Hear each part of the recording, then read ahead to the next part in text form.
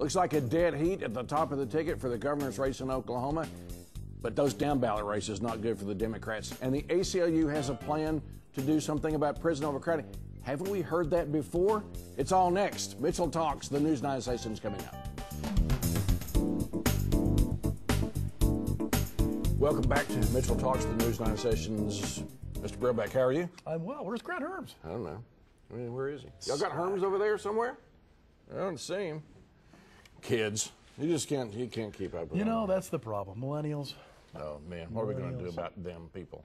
All right, so let's just get into the Sooner poll. We have a great pollster that works for News 9, Sooner Polls, Bill Shepard. I'm looking at these numbers. At the top of the ticket, it looks like a horse race all the way to November, not so much down ballot. Why don't you take us through? You've been going through this all evening yesterday. What's going on with this poll? What's it tell you? Yeah, News 9 exclusive poll shows Stitt 46.6%, Edmondson 44.2%. Given that margin of error, this is an exact statistical dead heat. Kevin Stitt, the Republican, is benefiting greatly from having run in the runoff election in August. It raised his name ID, it raised his profile among general election voters. But right now, as the race stands, he only has a 2-point lead on Drew Edmondson, who is benefiting much more from getting more Republican votes than he's losing Democrats in this poll. And among moderates, he leads 70 to 20%. So this race will literally come down to very, very tight race as we see it develop over the next 2 months.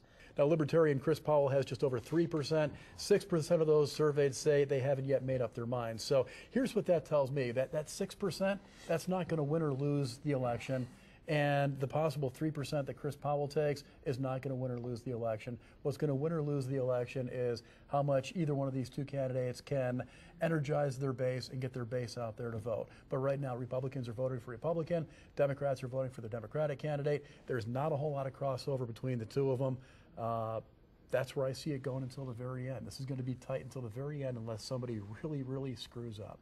So you're saying they got to energize their base. Now, back on the East Coast in Washington, D.C., the way to energize the base out there is to go insane, okay? Anybody who saw those Supreme Court hearings, right now, Michael Avenatti's got to be the leading contender for the Democrat nomination for president because Kamala Harris and what's his name, Cory Booker, they just were embarrassing. And, of course, the president goes out and does his stand-up comedy routines. But that's how they're doing it in D.C., make the base crazy with crazy stuff. These do not appear. Drew Edmondson's not a guy that's going to go wacko on the Never trail. has been. And we just don't know about Stitt. They're both looking at this. We've got 6-7 weeks to go. What do you do to fire up the base without going full tilt cartoon character? Well, what we do know is that the cartoon character thing doesn't work here in Oklahoma. We saw the whole Cornette Stitt with the Bull Stitt ad, and we saw that any place else in the country that would have worked. Here, that failed pretty miserably. I don't think that helped Cornette at all. What I think it did do is raise some name awareness and probably some sympathy for Stitt and probably helped him out. So is an attack ad going to be the answer? No. Are we going to see them? Oh, absolutely we 100 are. miles an hour, as they say, Garvin County. Because when you're in a fight and you start losing the fight, you start swinging wild. And right now, both of these guys are, they're a dead heat. Somebody's going to start swinging wild. And what we'll hear is we'll have people in the media say slinging mud. I prefer comparison ads, for the record here, because comparison ads work. I would take you back to the runoff where Kathy Costello led almost the entire race against Leslie Osborne. It was that last-minute ad, a comparison ad, talking about doing something, by the way, the media wouldn't do, which was get into those races about a fact-checker type of thing, which we do here. Herms does. You do that. But some of those down ballot races, which we're about to talk about, they didn't matter to the media, and so therefore it was all paid ads. But this race, not so much. Right. The media's going to be involved in this one, eyeball deep. Got to be 150%. But those down ballot races that you talked about, you're absolutely right. I don't think that we're going to see a whole lot of media focus on that because right now, according to this poll, a lot of this is a done deal. Let's take a look at the Attorney General's race. It shows Attorney General Mike Hunter with 52.1% of the vote, Mark Miles, the Democrat, with 34.2% of the vote. So that means that if the vote was held today, Mike Hunter would win. Well, at this point, Mike Hunter is benefiting from that contentious runoff because that kind of attention and high profileness has helped people already make up their decision going into the general election. Typically, candidates that aren't discussed very much tend to produce better or not poll as well.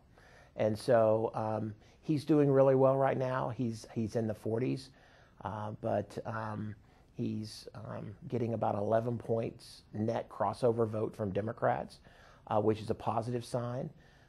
But he's losing among moderates by 20 points. So that could hurt him as we get closer to November. So Mike Hunter is still running on the momentum from the most recent race in August. He's still running on that. Mark Miles is a relative unknown. He's going to have to do a lot to try to play catch up, especially as a Democrat in a very red state. I don't see it happening. He needed a runoff. He needed a runoff. I mean, these people that are in these runoffs got help because of the runoff. Bill Shepard said that. And so people don't know, except for Democrats, very partisan Democrats, they don't know who Mark Miles is. Right. The question is he going to have enough name ID to go forward? And by the way, are we going to see an endorsement of the Attorney General before the elections are with perhaps by his runoff opponent? We may. I don't think he really needs it at this point, quite honestly. They turned buddy towards the end of what was a very contentious, very nasty race. We may, but I don't think Hunter's really going to need it. Can I jump back up the ticket there for just a moment? Yeah, are we going to see the former mayor and the lieutenant governor get involved with Stitt? You think they'll endorse him? I bet we do. He's going to need it. He sure is. Let's go to Superintendent of Public Instruction. That was interesting. She had a runoff, the Superintendent Hoffmeister. We were talking about her last week because she decided to tell the governor that I'm not going to do that request that you have dealing with the schools to go on a consolidation list. To be frank, that's what it was. Yeah. It's very political, and she said no. Now she's running against John Cox. That's a repeat. Yep. People are telling me that this is the one down ballot race that could perhaps get interesting, but John's really far behind it in the Sooner poll. He's getting whooped. The superintendent right now is at 50.6%. John Cox, the Democrat, is at 31.3%. And right now, she's very well loved. She polled very well in the primary and in the runoff. For someone who has been through a very difficult first 4 years, it's a pretty amazing feat. She's already at 50%, so if the election were today, according to our numbers, that she would win. She is also having a more difficult time with moderate voters, just like Mike Hunter is in the Attorney General's race. But she's getting as much as 25% of liberal voters, which is not typically you see for a Republican. But I think that's some of the source of her real strength. Is that she appeals as a superintendent in education beyond just more of an ideological base. She appeals to other voters as well. And so that tells me that she's not only respected by Republicans for her political stance, but Democrats are also jumping on board with her. That's a very, very difficult fight for John Cox. Larry Huff, the independent, is only at 9.3% of the vote. I don't think he stands a chance at this point unless something really serious happened. Let's put yourself in, it's an unfair position, put yourself in terms of being a Democrat boss, and you're looking down the down ballot races. They've got what's the nice way to put it? It's not a real competitive field, okay? The Democrat that's bench. That's a fair way to put it. It's kind of weak. Let's just face it, right? They had the Democrat Party was decimated because of term limits a decade and a half ago, and now they're trying to rebuild their base. They have got people in all of these races, but the fact is it's going to be very difficult. And that doesn't help Drew Edmondson, and it doesn't help John Cox. You're looking at resources. What do you do with these other races? You can't walk off from them, but heaven's sakes, this doesn't look like most of them will be competitive. Right. And honestly, their best plan of attack right now is to go the Leslie Osborne route, which is to do these comparison ads rather than the attack ads. Again, Oklahomans don't have much of a stomach for the nasty attack ads. They don't work here as well as they do in other parts of the country. But people do want to be informed. So you come up with these informational ads, these comparison ads. That's the type of thing that's going to help. But is it going to push somebody like John Cox over? I don't think so. All right, let's talk for just a moment about your bailiwick, which is the legislature, because you're out there every day during the session and many days during the summer and the fall. There's there's been no partisanship up until now because they were having their runoffs and the primaries. But Trace Savage over at NonDoc did a story this week. I believe it was Trace who did the story about how many people are not coming back. I mean, about half of the legislature are going to be rookies. Yep. Plus, you've had a lot of these chairmen and chairwomen who are either retiring or they were defeated. So you have a couple of scenarios. One is that the leadership in the legislature, Senator Treat and Speaker McCall and Leader Eccles and Leader Sanders, are going to be much more powerful because the power is going to concentrate. You could have the specter of committee chair people who are freshman legislators. Yes. Term limits from the grave, right? Well, it's not from the grave, it's still there. But this shows what happens when you have so many people leaving all at once. Yeah. And again, I don't necessarily think that's a bad thing. We need to have this kind of a turnover. I'm a big fan of term limits, but it's a double-edged sword. With term limits, obviously you can't have the same legislators legislating over and over and over again, the same people in power. Our founding fathers never meant for it to be a career to be a politician. They meant for it to be somebody to serve their community and then move on. But that said, we all know that there's a lot of power with the outside influences, the folks who are trying to make things happen at the Capitol that can easily outweight these politicians from one year to the next. So it's really a double-edged sword.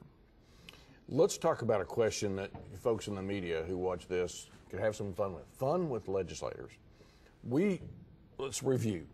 A couple of weeks ago, you had a large number of very conservative platform, what do they call it, platform caucus folks who were defeated at the polls. Right.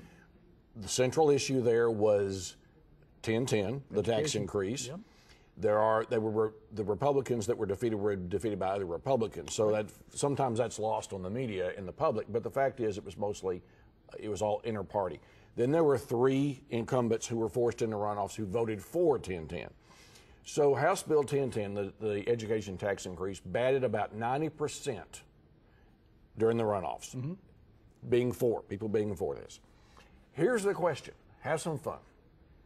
Ask your lawmaker who's more in touch with Republican leadership at the legislature, Drew Edmondson or Kevin Stitt?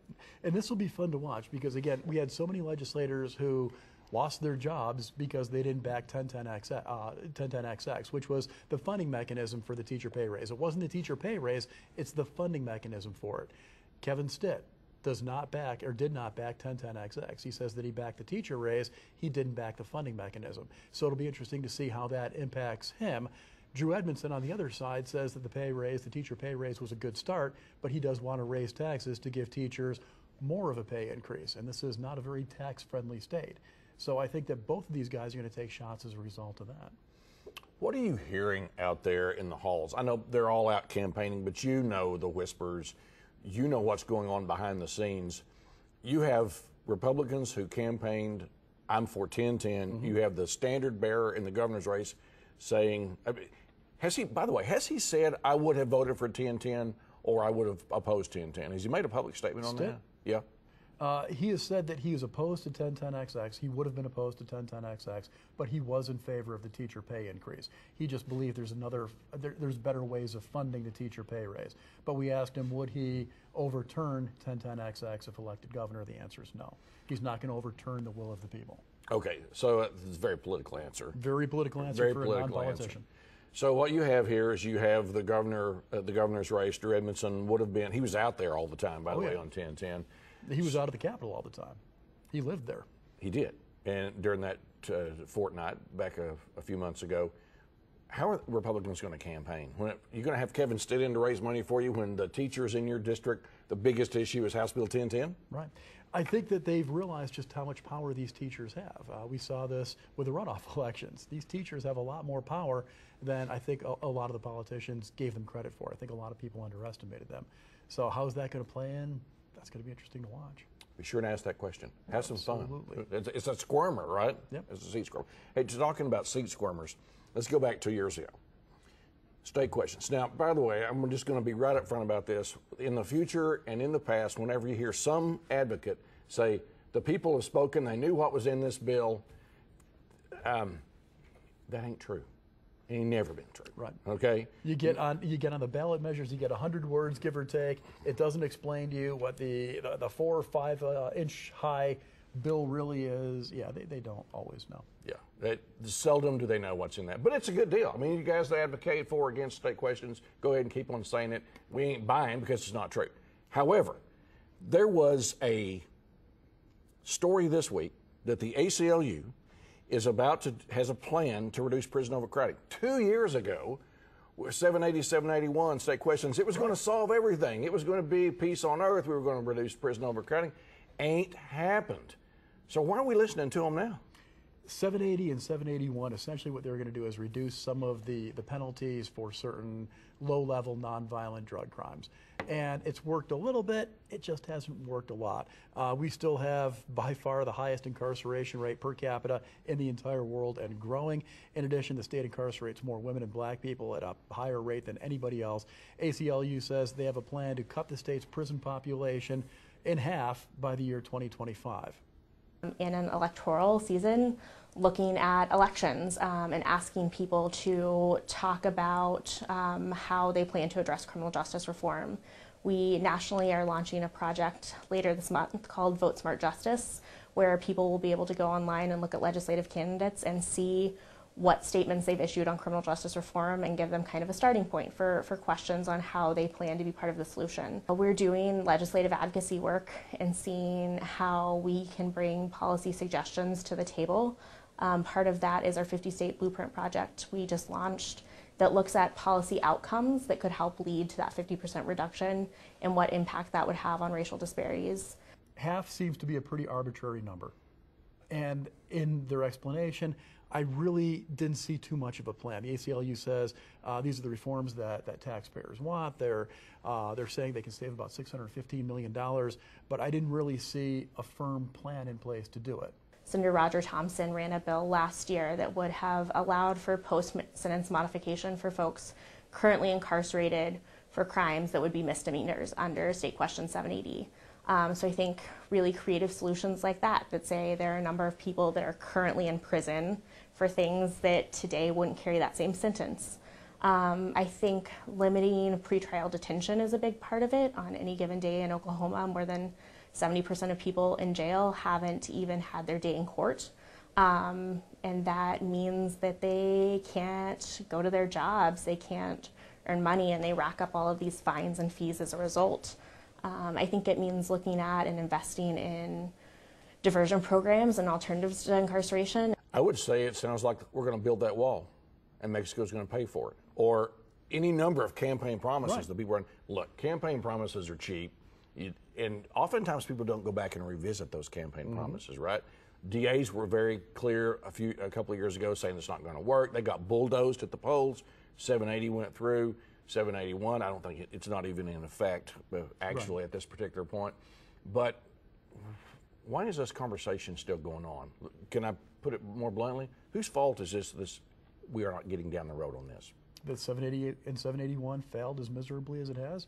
I mean, there's a number of different places you can look. Do you look towards the DAs? Do you look towards the fact that there's money in incarceration?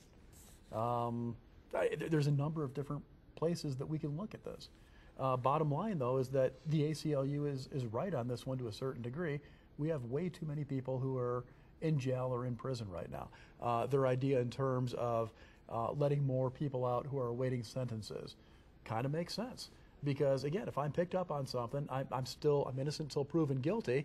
But while I'm in jail waiting for my hearing or for the court to work its way through the process, I can't work. I can't feed my family. I can't pay taxes. I'm just basically sitting there being warehoused. So is it right for nonviolent offenders, nonviolent suspects to be held that long pending their arraignments, et cetera?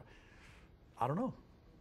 Well, there's a lot of force behind. There's a lot of money, by the way, on the pro-prison reform process. I don't know where it's coming from. I think that'd be a great job for the media to look at where all this money's coming from. But a couple of years ago, you had a legislator, Scott Biggs, former legislator, who's now gone to the federal government. But the fact was, he was standing up against himself. He got vilified, and then domestic violence advocates tell me, hey, he was standing up against making some of these penalties for domestic violence, making them less effective. But that seemed to go past the media. So this is a very complicated issue. There's a lot of money behind this. There are a lot of promises that haven't been fulfilled, and I'm wondering where this is going to go and if the public's going to engage, because it is out in the weeds. It's going to have to happen at some point. There's going to be some form of criminal justice reform. We've got a prison system that's just unsustainable right now. Joe Albaugh asking for $800 million to build new prisons.